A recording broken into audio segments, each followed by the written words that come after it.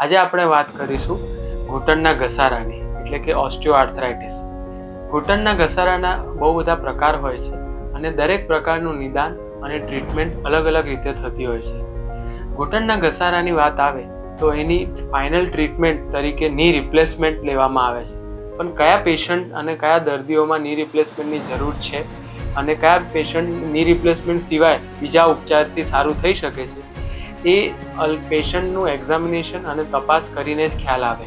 તો પણ on the broader aspect હું ની રિપ્લેસમેન્ટના જે જરૂર હોય એવા વ્યક્તિઓને 5 ક્રાઇટેરિયા કાં તો 5 સવાલના જવાબ તરીકે આપણે લઈ શકીએ. શું પેશન્ટ 100 મીટર્સથી વધારે ચાલી શકે છે? શું પેશન્ટને રાત્રે દુખાવો થાય છે કાં તો આરામ કરતી વખતે દુખાવો થાય છે? શું પેશન્ટના પગનો આકાર કાં તો ડિફોર્મિટીના લીધે પગ અંદરની બાજુ વળી ગયા છે? શું પેશન્ટને ચાલ્યા પછી જે દુખાવો આવે છે એ દુખાવો આરામ કરવાથી ઓછો થાય છે કે નહીં? અને પેશન્ટનું દવાનું ડિપેન્ડન્સ કેટલું છે? આ 5 સવાલના જવાબથી નક્કી કરી શકાય છે કે જે પેશન્ટને ની રિપ્લેસમેન્ટની જરૂર છે કે નહીં.